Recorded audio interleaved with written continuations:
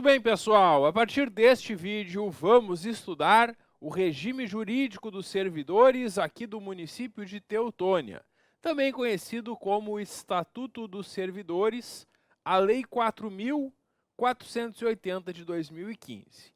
Esta lei apresenta os direitos que vocês que vão passar neste concurso terão como servidores públicos aqui do município de Teutônia. Então vamos aprender o que é servidor público, o que é cargo público e uma série de conceitos que vão ser importantes para a tua vida funcional. Este conteúdo está previsto no edital do nosso concurso e o nosso estudo vai ser direcionado para a prova do concurso. Eu vou mostrando para vocês ao longo da aula como que a banca pode formular as questões de prova sobre o estatuto e no final, quando concluirmos a aula teórica sobre os artigos do Estatuto, teremos um bloco de questões que eu preparei para vocês, muitas questões, mais de 30 questões, para que vocês possam fazer uma boa revisão de todo o conteúdo. Essas questões vão estar disponíveis para vocês num arquivo em PDF, para que vocês tentem resolver, e depois eu vou gravar um vídeo também corrigindo as questões, para a gente fazer uma boa revisão para a nossa prova. Então é isso, essa é a nossa metodologia de estudo aqui na legislação municipal, que eu tenho certeza que vai ajudar vocês a lembrarem tudo no dia da prova. Então vamos ao que interessa. O artigo 1º apenas apresenta que esta lei instituiu este regime jurídico, e o artigo 2º vai trazer o conceito de servidor público. Servidor público é a pessoa legalmente investida em um cargo público. Esse é o conceito de servidor. É quem ocupa cargo público. E por que eu tenho que saber o conceito de servidor? Porque esta lei apresenta o regime jurídico dos servidores, que é o Estatuto dos Servidores. E os servidores que forem regidos por esta lei serão ocupantes de cargos públicos. E quem que não é regido por esta lei? Quando a prefeitura contrata servidores temporários emergencialmente, aqueles temporários não são regidos por esta lei. Eles são regidos pela lei que autorizar a contratação deles. Os empregos públicos são regidos pela CLT, não para essa lei. Por isso que no processo seletivo para aqueles empregos não é cobrada esta lei. E no concurso público para os cargos estatutários esta lei é cobrada. Então, eu preciso saber que servidor público é quem ocupa um cargo público. E o cargo público pode ser de duas modalidades. Existem os cargos efetivos, que são esses cargos que vocês vão conquistar passando no concurso. E aí depois que tu passa no concurso, tu vai fazer um estágio probatório de 3 anos, passando no probatório tu é estável. E depois que tu é estável, é muito difícil perder o cargo. E tem também os cargos em comissão. O cargo em comissão é aquele que não faz concurso para ingressar, que popularmente é conhecido como CC. Cargo em comissão é um cargo de livre nomeação e livre exoneração. A qualquer momento, a prefeitura pode nomear pessoas para cargos em comissão e a qualquer momento pode exonerá-los, pode mandá-los embora. Porque o ocupante de cargo em comissão não possui estabilidade. Não importa quantos anos fique no cargo, a qualquer momento pode ser exonerado o ocupante do cargo em comissão. Então é isso que nós temos no conceito de servidor. Ele abrange quem ocupa cargo, tanto os concursados como os ocupantes de cargo em comissão. Todos esses são servidores. E a banca pode formular uma questão tentando te enganar na prova, dizendo, por exemplo, que só é servidor público quem ocupa cargo público efetivo. E aí está errado, porque é quem ocupa cargo público, tanto efetivo como em comissão. Então essa é a primeira possível questão de prova, e a gente tem que entender então esses conceitos de cargo efetivo e cargo em comissão. Também temos que compreender as características do cargo público, porque a banca também pode perguntar: quais são as características do cargo? Primeira característica, o cargo é criado em lei. Então, se a prefeitura entender que precisa de mais servidores, de alguma área, de algum cargo, antes de fazer o concurso, se não tiver cargo vago, ela vai ter que, por lei, criar mais cargos. Porque cada cargo é criado por lei. Precisa de uma lei para criar cargo. Qual é a pegadinha que a banca pode fazer aqui? A banca pode afirmar que o cargo é criado por decreto, ou portaria, ou ato do prefeito. E aí está errado. Porque quando a prefeitura quiser criar cargos, vai enviar um projeto de lei para a Câmara e só se os vereadores aprovarem que o cargo vai existir. Os cargos são criados em número certo. A lei vai dizer quantos cargos existem e o município só pode nomear dentro daquela quantidade prevista em lei. Se quiser aumentar a quantidade, tem que ter uma outra lei aumentando. Os cargos têm denominação própria, o nome do cargo, como esse cargo para o qual tu te inscreveu nesse concurso. O cargo é remunerado pelos cofres municipais, é claro. E o cargo é um conjunto de atribuições e responsabilidades que tu vai desempenhar ao assumir o cargo. Então essas são as características do cargo público que também podem ser objeto de uma questão em prova. Como eu já expliquei para vocês, os cargos podem ser efetivos ou em comissão. E o artigo 4º vai tratar da investidura em cargo público. Investidura em cargo público é a forma de ingressar no cargo. E como que vocês podem ser investidos em um cargo público? Passando no concurso, né? Essa é a primeira coisa que a gente pensa. E essa é a regra para os cargos efetivos e para os cargos do magistério, que também são cargos efetivos. Só não precisa de concurso para ingressar o ocupante do cargo em comissão, o famoso CC, porque esse não faz concurso para ingressar e não vai ter estabilidade, a qualquer momento poderá ser exonerado.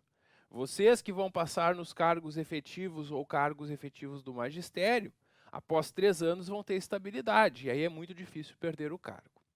E por que eu diferenciei aqui os cargos em geral dos cargos do magistério? Porque para os cargos em geral, o concurso público, esse concurso que vocês vão fazer, pode ser só de provas ou provas e títulos. E o concurso do magistério sempre vai ser de provas e títulos. Quando o concurso tem títulos, além daqueles pontos que vocês vão fazer nessa prova escrita, vocês também vão pontuar com títulos que possuam. Esses títulos estão previstos no edital. Geralmente vão estar lá entre os títulos, ter uma pós-graduação, mestrado, doutorado, e o edital vai indicar, quando tiver prova de títulos, qual é a pontuação de cada título. Então é isso. A investidura em cargos efetivos, inclusive do magistério, depende de concurso, e para o cargo em comissão, não precisa de concurso para ingressar. É isso que nós temos no artigo 4º. O artigo 5º trata da função gratificada. O que é isso? A função gratificada é quando um servidor concursado assume uma função de direção, chefia ou assessoramento. Vamos imaginar, então, que um concursado tem um vencimento do seu cargo de R$4.000 mensais. E aí, ele é convidado, depois de um tempo trabalhando na prefeitura, para assumir uma função de direção, chefia e assessoramento. Enquanto ele estiver na função, além do valor do seu cargo, ele vai receber um valor por essa função. Vamos supor que seja R$3.000. Enquanto estiver na função, este servidor está recebendo R$7.000 por mês. Os R$4.000 do seu cargo mais R$3.000 da função. Essa função só pode ser dada, sim, para ocupantes de cargo efetivo. Um CC, um ocupante de cargo em comissão, não pode ter esse valor de função gratificada acrescido. Isso é só para quem é concursado. E aí é quando o concursado assume essas funções, né, que são funções de livre designação. A qualquer momento pode deixar a função. E quando o concursado deixar a função, vai voltar a exercer somente atribuições do cargo e vai receber somente o valor do seu cargo. Então é isso, a função gratificada é uma função que é dada temporariamente para o servidor ocupar essa função de direção, chefia ou assessoramento, e só pode ser dada a função gratificada para quem é concursado. O artigo 6º prevê ainda que é vedado, é proibido cometer ao servidor, é proibido dar ao servidor atribuições diferentes daquelas do seu cargo, exceto essas funções de direção, chefia, assessoramento e comissões legais. Então, o que está dizendo o artigo 6º? Que é proibido o desvio de função. Porque quando tu faz o concurso, tu vai escolher um cargo, tu vai ler no edital as atribuições do cargo. E a prefeitura só pode te colocar para trabalhar naquelas funções. Eles não podem pegar um servidor que passou para um cargo e colocar ele numa função que não tem nada a ver com atribuições do seu cargo. É isso. Essa é a regra geral.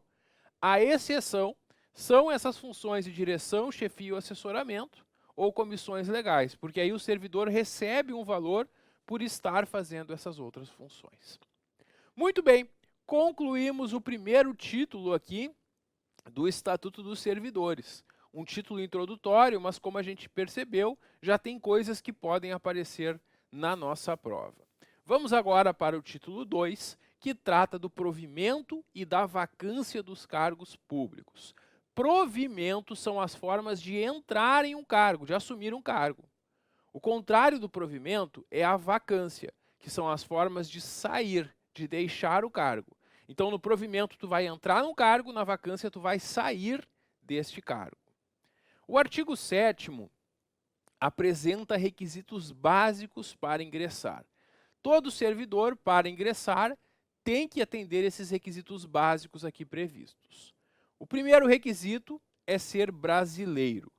Pessoal, aqui a banca pode fazer uma pegadinha com vocês, afirmando na prova que é requisito básico ser brasileiro nato. Se a banca colocar essa palavrinha nato do lado do ser brasileiro, está errado. Por quê? Porque nós temos dois tipos de brasileiros. Tem o brasileiro nato e o brasileiro naturalizado. Lá na Constituição Federal, tem alguns cargos que são privativos de brasileiro nato. Eles estão lá no artigo 12, parágrafo 3º. São altos cargos, cargo de presidente da República, cargo de ministro do STF, presidente da Câmara, presidente do Senado, são altos cargos.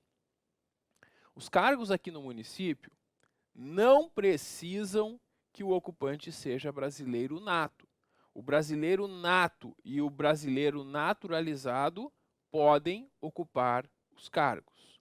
O requisito é ser brasileiro. Se a banca afirmar na tua prova que é requisito para os cargos aqui em Teutônia ser brasileiro nato, está errado. Basta ser brasileiro.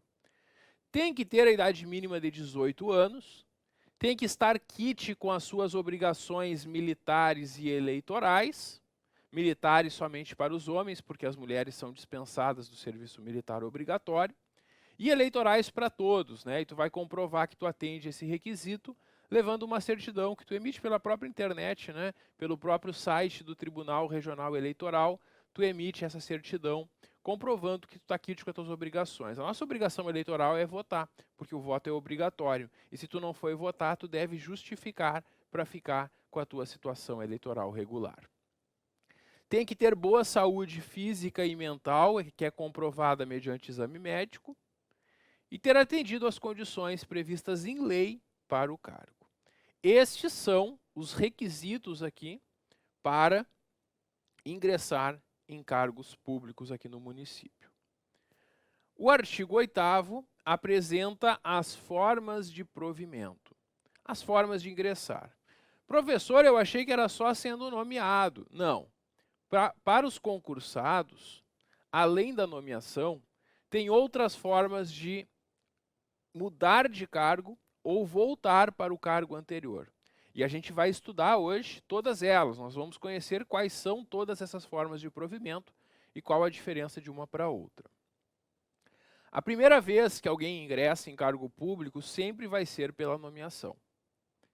Para os ocupantes de cargo efetivo, vai passar no concurso, sendo bem classificado, vai ser nomeado. Depois que já foi nomeado, pode ser que por algum motivo passe pelas outras formas de provimento, que a gente vai conhecer hoje também quais são, né? A recondução, readaptação, reversão, reintegração e aproveitamento. Nesse capítulo, A gente vai conhecer os detalhes de cada uma dessas formas de provimento. Depois que a gente concluir o estudo delas, lá no artigo 35, nós vamos estudar as formas de vacância. E a vacância é o contrário do provimento. No provimento eu entro num cargo, a vacância é quando o servidor sai do cargo. Vacância vem da palavra vaga. O cargo vai ficar vago quando o seu ocupante sai do cargo. E as formas de sair do cargo estão lá no artigo 35. São elas a exoneração, a demissão, a readaptação, a recondução, a aposentadoria e o falecimento do servidor. Pessoal, só de olhar para o quadro, vocês já podem perceber uma coisa que pode ser perguntado na prova de vocês. Tem duas formas que são ao mesmo tempo formas de provimento e vacância. São elas a readaptação e a recondução. Como que isso é possível? Nessas duas situações, o servidor está num cargo e vai para outro. Se o servidor está em um cargo e vai para outro, se ele troca de cargo, ele vai sair de um, vacância, e entrar em outro provimento. Por isso que a recondução e a readaptação são, ao mesmo tempo, formas de provimento e formas de vacância de cargo público. E se a banca perguntar quais são as duas formas que são ao mesmo tempo provimento e vacância, são essas duas.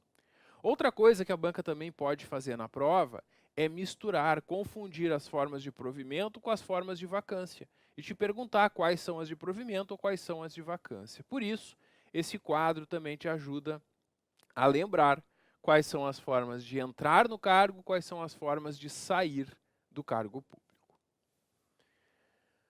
A próxima sessão trata do concurso público, né? As normas do concurso são estabelecidas em um regulamento, estão lá no edital do concurso que vocês se inscreveram. Os limites de idade também são fixados em lei. E o prazo de validade do concurso é de até 2 anos, prorrogável uma vez por igual prazo. Dentro do prazo de validade do concurso, o município pode convocar os aprovados. Então, o concurso público não é só para aquelas vagas que estão no edital. Tem também o cadastro reserva. E é muito comum que os municípios convoquem aprovados em cadastro reserva. Então, mesmo quando o cargo não tem vagas imediatas, ou quando tem apenas uma vaga, mesmo que tu não fique em primeiro lugar, tu tem chance de ser nomeado ou nomeada ao longo dessa validade. A validade, que é até 2 anos, prorrogável uma vez por igual prazo. Dentro desses 4 anos, o município vai convocando. Então, se dentro desses 4 anos falece algum servidor se aposenta, se exonera, se abre uma vaga, o município vai convocar. Também o município pode, nos próximos anos, entender que precisa de mais cargos e criar, por lei, novos cargos e chamar a partir desse mesmo concurso. Então, o concurso público, mesmo sendo cadastro reserva, sempre vale a pena fazer, porque além de ter a chance de ser nomeado já logo após o concurso ser encerrado, também tem esse prazo que o município pode convocar de acordo com a necessidade, e em 4 anos muita coisa pode acontecer. Bom, nomeação. A nomeação é a principal forma de provimento, tanto para o cargo em comissão, como para o cargo efetivo. Para cargo efetivo, a nomeação sempre vai obedecer à classificação no concurso público. Para cargos em comissão, qualquer pessoa pode ser nomeada, que são cargos de confiança. Muito bem. Passei no concurso em primeiro lugar e fui nomeado. E agora? No momento que tu é nomeado, tu está sendo chamado para assumir o cargo. O município não sabe se tu quer assumir, porque às vezes tu está fazendo vários concursos e quando te chamam no concurso do município, tu já não quer mais porque tu já passou em outro concurso melhor. Pode acontecer. Então, quando tu é nomeado, tu está sendo chamado para assumir o cargo. E aí tu tem um prazo para comparecer e dizer: eu que passei no concurso, quero o cargo, vou assumir o cargo. O prazo que tu tem para aceitar o cargo é de 10 dias, prorrogável por mais 10 dias. Nesse momento, tu vai dizer que aceita o cargo e vai trazer toda a tua documentação, comprovando que tu preenche os requisitos previstos no edital, que tu tem a escolaridade exigida, que tu está quite com as tuas obrigações. Toda a tua documentação é apresentada para tomar posse. Aí, no momento que tu toma posse, que tu diz que aceita o cargo e assina o termo de posse, tu tem um prazo ainda para começar a trabalhar, que é o prazo de exercício, que vai ser de 5 dias. Então, o prazo de posse é de 10 dias, prorrogável por mais 10, e o prazo de exercício é de 5 dias. Quando tu toma posse, eles já vão te apresentar a tua chefia, tu já vai saber em qual setor tu vai trabalhar, e aí tu tem 5 dias para se organizar e começar a trabalhar. Porque às vezes tu está saindo de outro trabalho, tu está vindo de outro município para morar aqui. Então, dependendo da situação, tu pode precisar de uns dias para se organizar. E é isso. Esse é o prazo de exercício. Depois que tu assina a posse, tu tem 5 dias para efetivamente começar a trabalhar. No ato de posse, o servidor vai apresentar uma declaração dos bens que constituem o seu patrimônio, pode ser aquela mesma que tu apresenta para a Receita Federal no Imposto de Renda, e também uma declaração de que não ocupa outros cargos públicos ou que ocupa cargos acumuláveis, porque em regra não pode acumular cargos, exceto naquelas 3 situações previstas na Constituição, que a gente vai ver hoje aqui na lei também quais são elas. Muito bem. O exercício, então, é quando o servidor efetivamente começa a desempenhar atribuições do cargo, quando começa a trabalhar, sendo de 5 dias o prazo a contar da posse. O que acontece se eu perder o prazo de posse ou se eu perder o prazo de exercício? Perdi o cargo. Porque vai ser tornado sem efeito a nomeação e eles vão convocar o próximo na classificação do concurso. Então, vocês não podem perder esses prazos de posse e exercício. Além disso, vocês devem memorizar esses prazos, porque a banca pode perguntar qual é o prazo de posse, 10 prorrogável por mais 10, ou de exercício, que é de 5 dias. Quando o servidor for reintegrado, reverter ou for aproveitado, nesses casos, ele não vai tomar posse de novo. Porque quando tu é nomeado, tu toma posse. Depois, quando tu muda de cargo ou volta para um cargo anterior, tu não vai tomar posse de novo.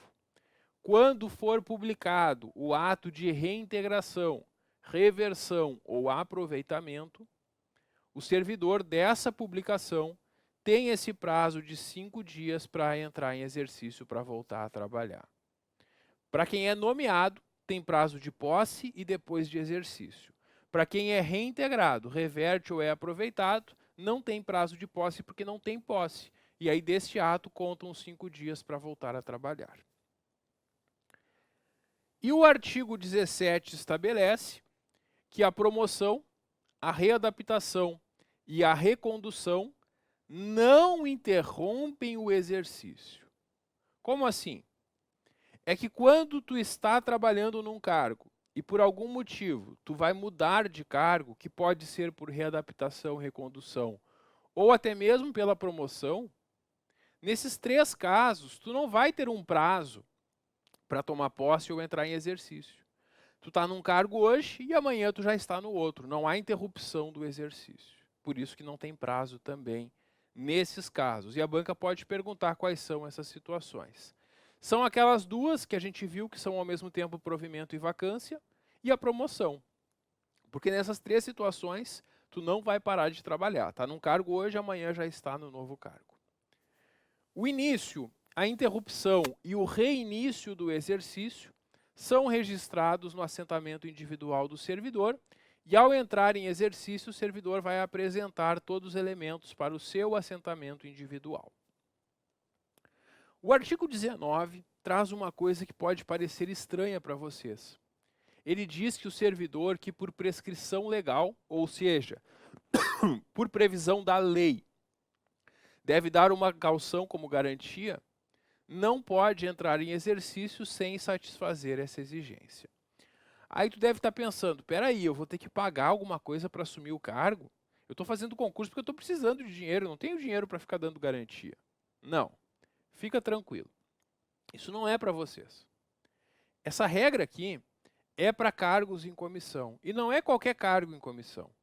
É um cargo em comissão que tenha muita responsabilidade por dinheiro público. Aí, pode ser, não é obrigatório, mas pode ser que alguma lei crie essa obrigação dizendo, olha, para assumir esse cargo aqui na fazenda do município, tem que dar uma garantia. Por que eles pedem essa garantia? Porque o servidor vai ter muito dinheiro público em mãos. E se ele cometer algum desfalque ou alguma irregularidade, dessa garantia o município recupera o dinheiro. Essa aqui é a ideia de exigir essa caução como garantia. Então, primeiro, não se preocupem, porque para vocês não vai ser exigido isso, mas para alguns cargos que a lei estabelecer pode ser exigido. E é interessante que a banca pode perguntar como que essa garantia pode ser dada. Pode ser feito um depósito em moeda corrente, situação que o ocupante deste cargo vai depositar um valor, e aí o valor fica depositado enquanto ele estiver no cargo. Quando ele sair do cargo e prestar contas e estiver tudo certinho, ele pega o seu dinheiro de volta. Essa é uma forma da caução. Outra forma é a garantia hipotecária, fazer uma garantia sobre um imóvel, né? Outra, título de dívida pública, adquire títulos da dívida pública. Ou ainda fazer um seguro fidelidade funcional em uma seguradora. Então, quando a lei exigir para alguns cargos, podem exigir essas garantias que tem que ser dada em uma dessas formas. E aí, o ocupante do cargo só pega de volta a sua garantia depois que prestar contas e estiver tudo certinho. O nosso próximo assunto é a estabilidade. E sobre esse e demais assuntos aqui do Estatuto, a gente vai conversar no próximo vídeo. Dá um clique que eu já volto. Até logo.